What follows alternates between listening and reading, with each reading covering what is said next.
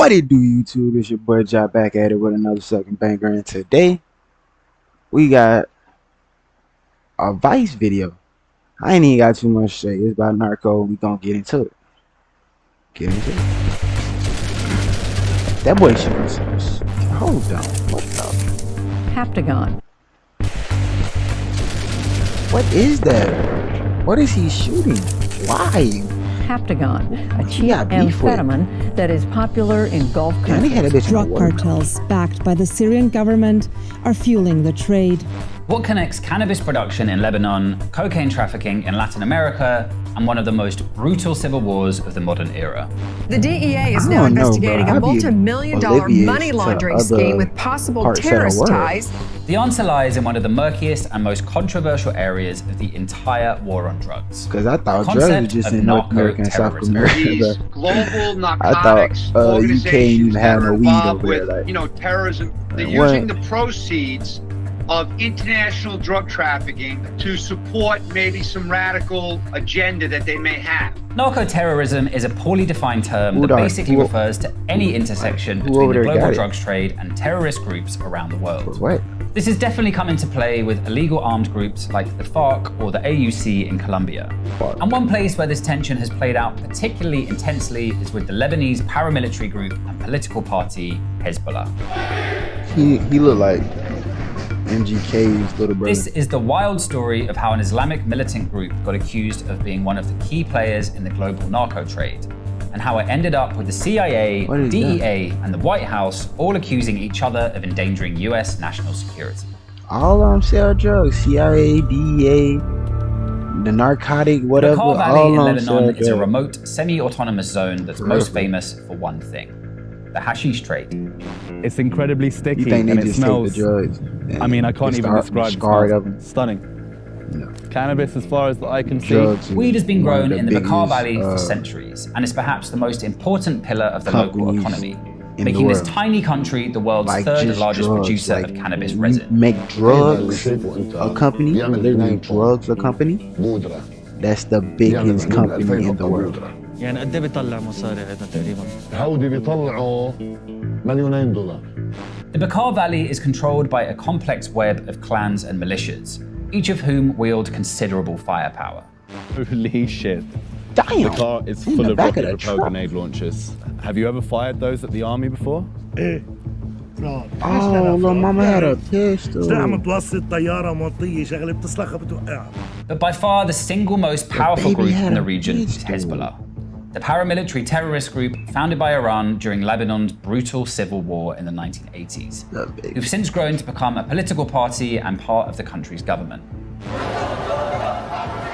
Hezbollah is a political militant organization that has existed in Lebanon for decades, that has very deep control. In many ways, they're somewhat of a government within a government. Hezbollah is believed to be responsible for a number of deadly terrorist attacks across the world.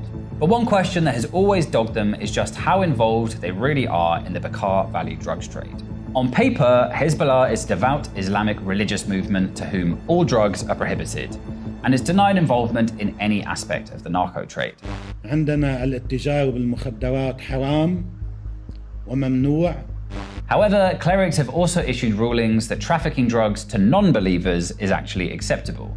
And Hezbollah has been accused of massively profiting from the drugs trade, though the group often maintains a cloak of plausible deniability by collaborating with independent traffickers instead of using actual members. Think about it for real, bro. While many political factions within Lebanon have historical affiliations to the drug trade, the main production sources and smuggling routes today run through Hezbollah-controlled areas. Political donations aside, it's hard to imagine this trade flourishing so openly without its tacit approval. They have created a blurred line system governments are big ass gangs that protect their hoods. You feel me? That has allowed them to exploit local families. What's any different between routes, you name it, to their advantage? It's allowed them Hezbollah to in say, America shooting rockets at each other, and Rondo number 9 and his ops in Chicago shooting rockets at each other. Hezbollah's denials also seem to wear a little thin looking at this video, which shows the celebrity hash trafficker Noor Zaitar on Lebanon's Al Jadid TV station in 2016, openly declaring his allegiance to the group. Or woman in prison for shooting no rockets at a Arab. نحن حزب الله من وقت اللي خلقنا. بدي أشوف مسوق هيدا العلم. Middle Eastern. هذا على راسي العلم. على راسك. نعم. During the civil war in Syria, Hezbollah has also been accused of using their smuggling routes to traffic Captagon, a cheap amphetamine pill produced in huge quantities by the Assad regime. They got pills in the oranges. But it turns out that smuggling hash and speed in the Middle East is only the tip of the cocaine iceberg when it comes to Hezbollah's alleged involvement in global narco-trafficking. This is where the story gets really interesting. But Drake hit me up, put me on a song. In 2008, the DEA created Operation Titan, a multi-agency task force to investigate Hezbollah's links to drug trafficking, not in the Middle East, but in South America. What they uncovered was staggering, an elaborate series of interlocking operations involving cocaine and arms trafficking, as well as money laundering for the cartels worth millions of dollars.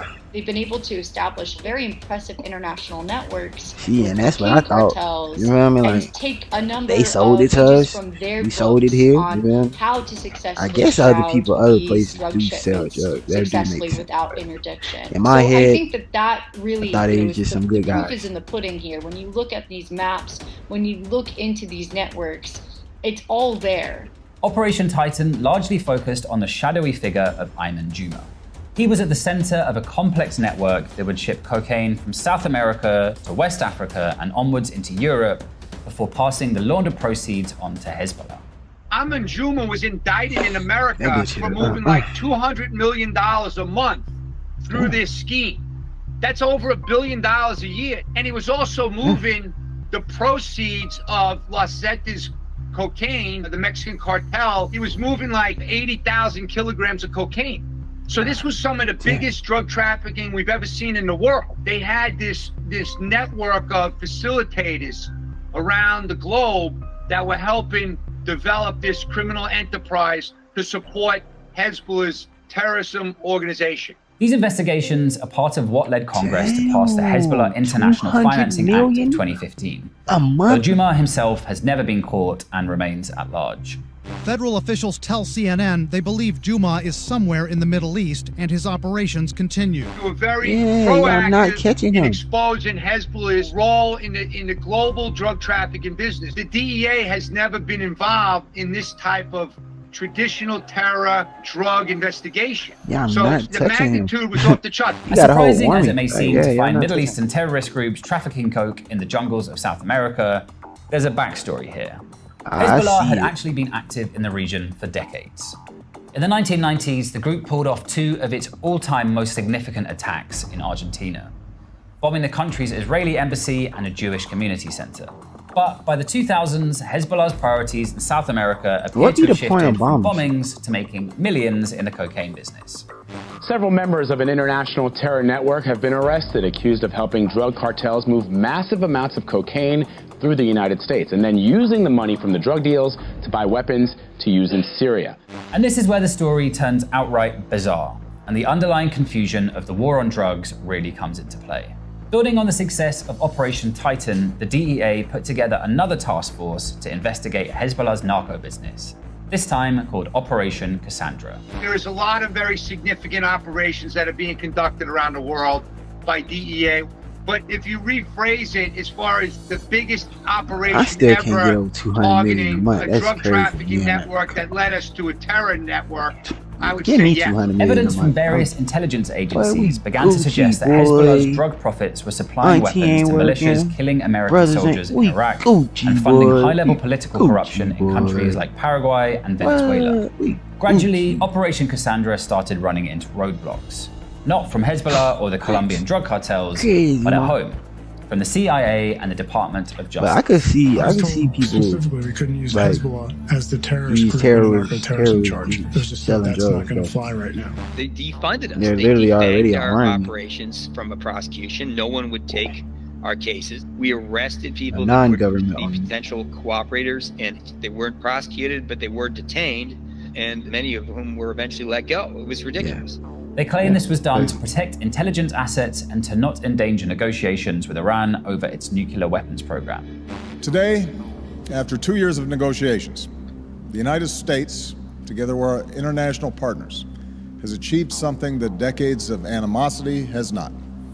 A comprehensive long-term deal with Iran that will prevent it from obtaining a nuclear weapon. UP launches the announcement that there's going to be a joint comprehensive plan of action to solve the Iranian nuclear crisis. And instantly, up went the walls of resistance in our own government against Project Cassandra. Sources from within the CIA and the Obama administration have denied sabotaging Operation Cassandra to journalists, claiming that any reluctance to pursue investigations was simply down to lack of evidence. And some have gone even further, accusing the DEA themselves of acting like cowboys and recklessly endangering areas of sensitive diplomacy. A lot of these guys were on other agencies' charts and other agencies' target lists, okay? And it wasn't really like accepted that the DEA, which should have been focused on drug trafficking, was looking at these traditional terrorist targets. So who are we to believe? On the one hand, the CIA definitely has a history of sabotaging drug enforcement operations to protect politically useful assets, most famously during the Nicaraguan Contra drug trafficking scandals of the 1980s. As a public elected officials, all of us must be concerned that our government could have anyway been involved in drug trafficking. On the other hand, the DEA has been accused of exaggerating the links between drug trafficking and terrorism in the years after 9/11 in order to maintain their relevance and funding. One investigation discovered that out of 37 major operations attempting to link drug trafficking to groups like Al-Qaeda, almost all of them were in fact initiated by undercover DEA agents themselves. It would use an informant and ask that informant to either play the role of a drug trafficker or a terrorist or both, and lure a target into a narco-terrorism conspiracy. One of the joys of the giant mess that is the war on drugs is that both of these scenarios can be true at once. When it comes to Hezbollah, though, it seems undeniable that they are into the illicit drug trade in a big way, and that this is further destabilizing Lebanon as a country. I would say that certainly there's no denying that Hezbollah is very deeply integrated into the illicit economy of the region, particularly when it comes to drugs. But just how deep this goes and whether the DEA investigations were actually sabotaged is still a bit of a mystery. The underlying logic of the war on drugs remains clear. If you create a massive illegal market, criminal groups will control it, and some of the profit may well end up going to terrorists. We'd like to congratulate drugs for winning the war on drugs.